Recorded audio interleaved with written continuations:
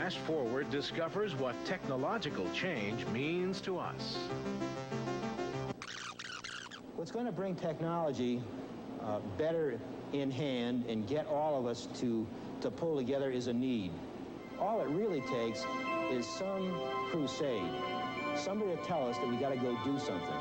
And if we just get on that horse called technology, we'll ride it into the sunset and win.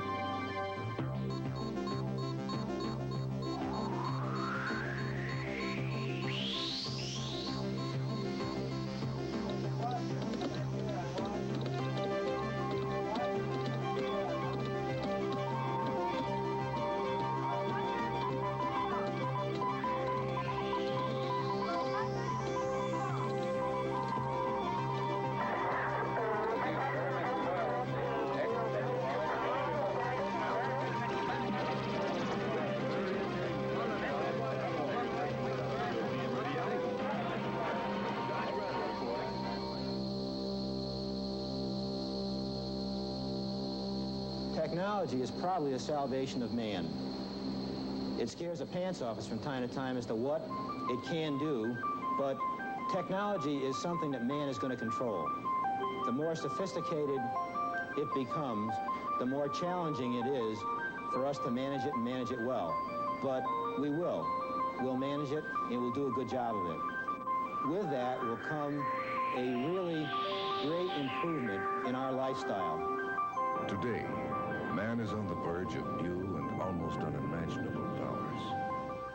The understanding of the human body, the process of life itself, the creation of new intelligent species, the acquisition of sources of unlimited energy, power, for purposes yet unimagined. The seeds of future dreams or destruction have been formed. Soon they will be sown. Or perhaps something else is happening. I think the thing that gives me the greatest hope for the future of this Earth, and we really are just a spacecraft traveling through space with all of the people being passengers on that spacecraft. The thing that gives me hope is the way young people have recognized their environment. They've recognized the world around them. I think they feel that their parents have done perhaps not the best job of managing the affairs of the world. I think what they would like is to get involved. They recognize that their education is important and that with a good education, they're going to be able to solve some of the problems that their parents might have created and hopefully leave the world a better place for their children. As humanity has progressed across the centuries, life has changed at a more and more rapid pace until now the winds of change have become a hurricane, and this is likely to continue in the future or to even grow worse. The most important thing any human being can learn is how to adjust himself to change or herself. And one of the best ways of doing it might be to play games that are so realistic that you can't tell them from real life, but which you can adjust to have different rules. And in this way, change becomes something taken for granted. Change becomes something you can adjust to very easily. And in fact, it may be, again, that no one can really be an adult until he has played the game of life, so to speak, on computers in many different ways according to many different rules. Games have evolved. They evolved from dolls made in the image of humans, but lacking other human qualities. They evolved through games which speak, to games which challenge the mental capacity of chess masters. Perhaps with computer games, we have stumbled upon something quite different, unique in evolutionary experience. Throughout the history of evolution, we have the first land creature and the first flying creature, and they, of course, were very primitive compared to the later things that evolved. Well, it appears that there will be artificially intelligent systems that won't have evolved biologically from us, but will be a different kind of evolution in that they'll take off from our intellectual state with the knowledge we have, and then they'll proceed to develop that further. As to whether we happen to call it artificial intelligence, I think it's very natural, a natural process, and one that can be a major part of what happens in the world.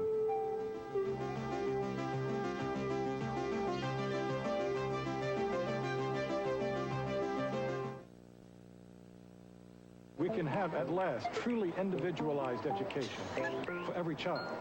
And I think that what's happening, as of right now, in the early 1980s, as we come into the 1980s, we are seeing the kind of flexibility in computerized consoles at a cost which is inexpensive enough for parents to use at home.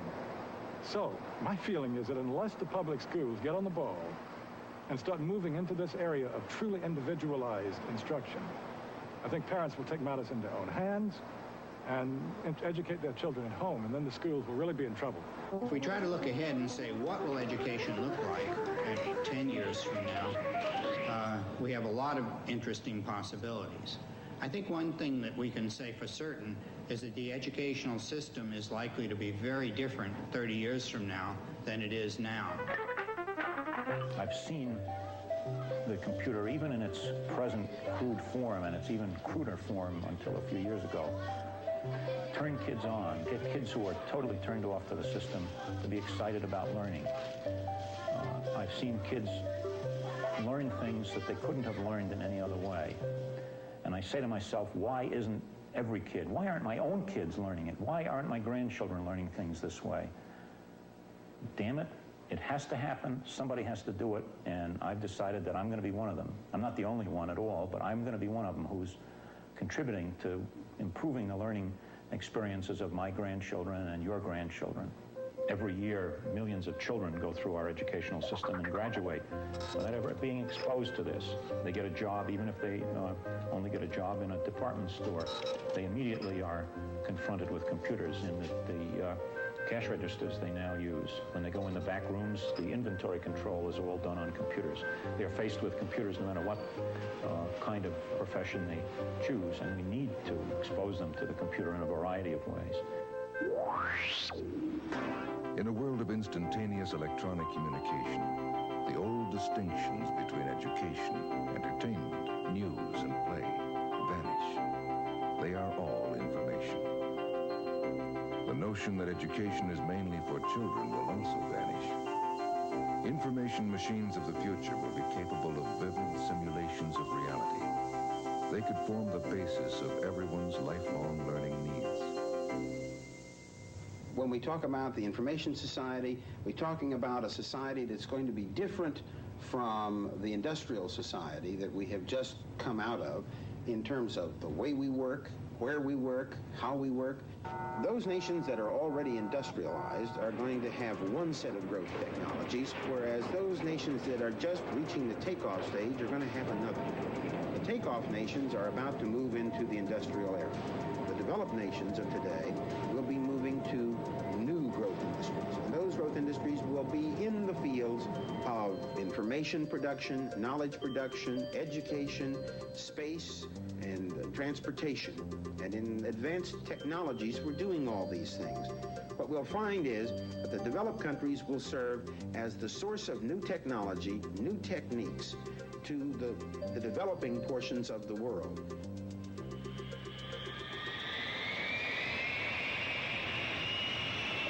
Ages have come and gone, but never before has the period of transition been so rapid.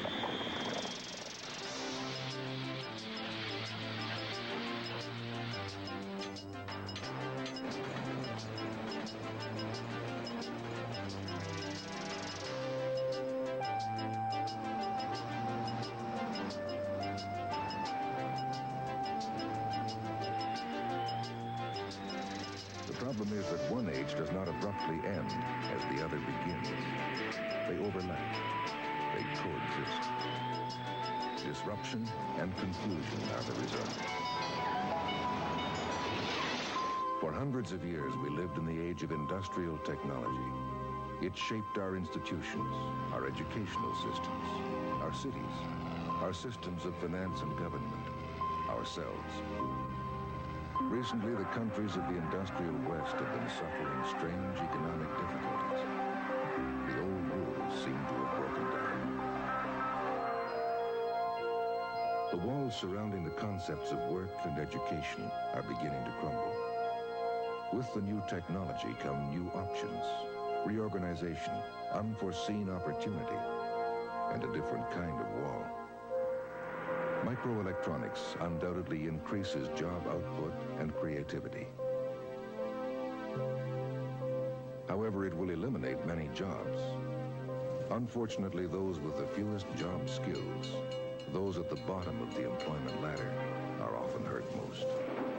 What is needed is genuine social change, education for your future, adaptation. New opportunities must be found for the new technology.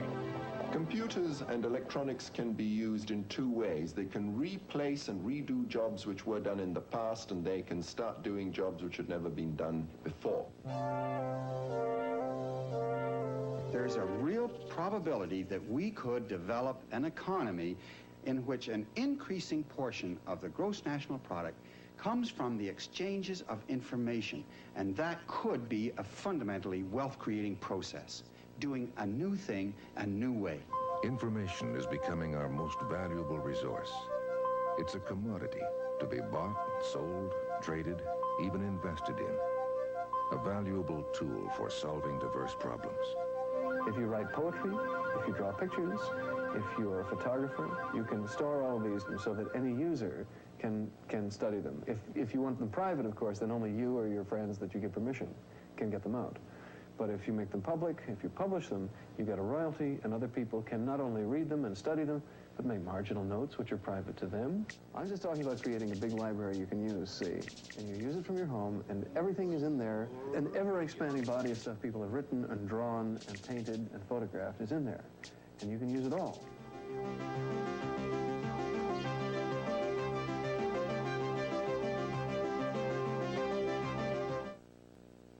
Paper files to magnetic bubbles. As storage mediums decrease in size, their capacity increases proportionally. Soon a wealth of information will be available on demand.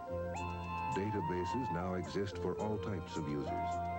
Corporations, professionals, even small businesses and private individuals are gaining access. Microelectronic technology, combined with electronic media, has proven the most effective means ever of information dissemination. Television, the center for home entertainment, will soon provide much more. Databases, instant news, games, shopping at home, person-to-person conferences, school. The possibilities are limited only by the imagination. Telecommunications and information processing technologies are making work portable. Have a nice day. And you have a nice day, too. The electronic cottage can be anywhere. An office, a hotel, the home, perhaps even the neighborhood library. The world is now literally at your doorstep. I feel that the very future of a humanistic society, and perhaps even a possible society, lies in the intelligent, subtle, elegant use of information technology.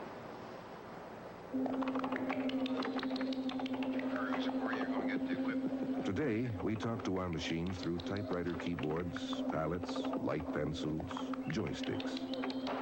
As the machines continue to adapt to us, comfortable communication will increase.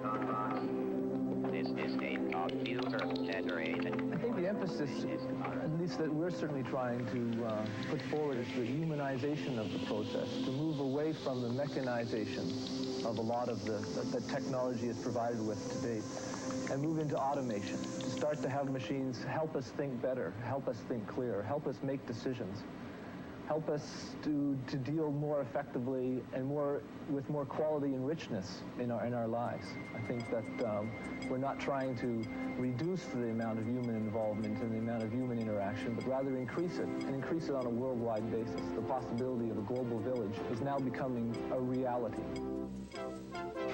Intelligence makes it possible to communicate with people in other languages and in faraway places over an extended period of time.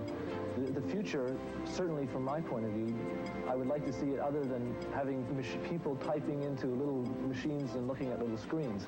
It's the possibility of being able to talk freely with someone over continents with different languages and cultural experiences, and being able to share that in one's lifetime. Going beyond the 80s, looking into the 90s, I think that the next big wave after microelectronics may be what's called psychoactive technology. Psychoactive technology refers to the concept of using technology to increase the power of the human mind, to extend our mental capabilities. There are many forms it could take. Even brainwave recognition, which is the notion of being able to just think thoughts, think words in your mind, and having them appear on the screen. Ultimately, there will be some kind of direct linkage between man and the computer, because it's the interface between man and the computer that's really the bottleneck in the whole computer communications world. It started for me with tubes. They were hot and had high voltage power supplies, but I understood them. I was terrified of transistors. Little by little, though, I learned how to make friends with them and design with them, and just as I'm learning to deal with transistors, some fool went and invented integrated circuits. The first ones were miserable to work with. I hid from them for about 5 years. I used to cringe at the whole thought of opening up something or other and finding one of these dreaded little caterpillars inside. But in less than 10 years, there's a whole generation of people out there who only understand integrated circuits, not transistors and tubes. Then there was the morning my new car wouldn't start. It was the fuel pump relay. So I took it out and unplugged it and opened up the little metal cover to see what I could do. Ha, ha, ha, ha. They even got to my car. There have been lots of times that I wanted to just chuck electronics and take up something like farming. But electronics is getting so interesting. The more complicated these things get on the inside, the less complicated they are on the outside. One of my favorites, the 555 universal timer, gives out a little pulse after a certain time delay. The thing is, it doesn't care or even know what that pulse is going to do. It could be keeping somebody's heart on beat in a pacemaker or blowing up some plastic explosive on the office safe. I get to decide what it's going to do. I have almost no personal use for computers, but I can't get away from them. That's why I got a computer.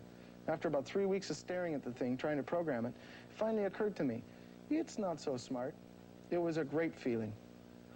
All of this stuff is your usual mixed blessing. The only thing I know for real sure is that I want to know as much about it as possible. And if I can do it, you can too. It's really not that complicated. Things are not always as they seem. This desk is rented.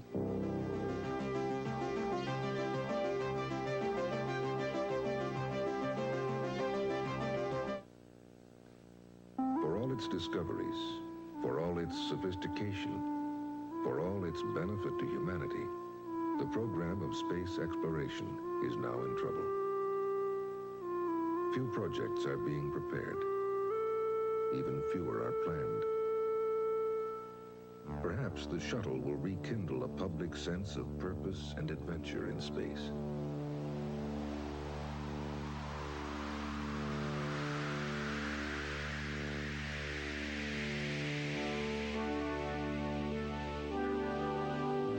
The shuttle will launch a telescope which will be able to see farther than the most powerful on Earth. In fact, 7 times farther. Freed from the shielding of the Earth's atmosphere and light pollution, human beings will be able to see more clearly into the universe than ever before.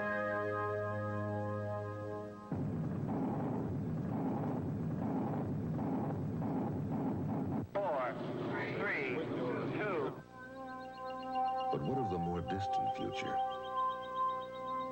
Undoubtedly, human beings will follow their probes. Undoubtedly, restless imaginations will not remain content to linger in this tiny solar system, or even this small galaxy. Life, when it spreads out in a new environment, always diversifies. But my expectation is that the universe is so large and so full of opportunities that when life goes out, it will very quickly find new ecological niches and will diversify in all directions, just as it did on this planet. And the human part in this, of course, is only a small part. It is life that is going to go out and turn the universe into something living, not just us. But it's quite likely that in the long run, we shall also diversify and become many different species. In every human being is a small part which grasps the concept of eternity. For creatures like this, nothing less than an infinite universe can satisfy.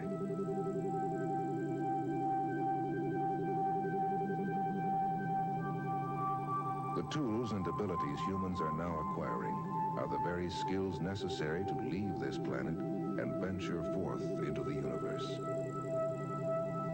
Children of exploration, the human race may be the bearers of conscious realization to the stars.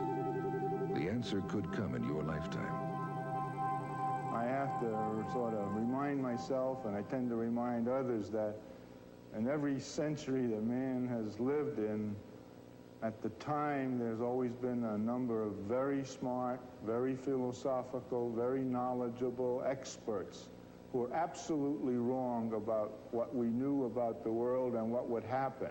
And I don't think that our present organization of people are any worse or any better than the previous set of their peers. So our ability to forecast what our solutions might be is pretty minimal.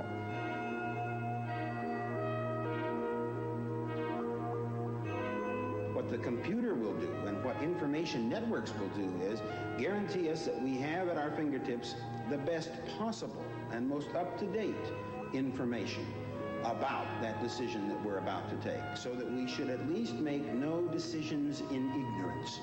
That's the important thing.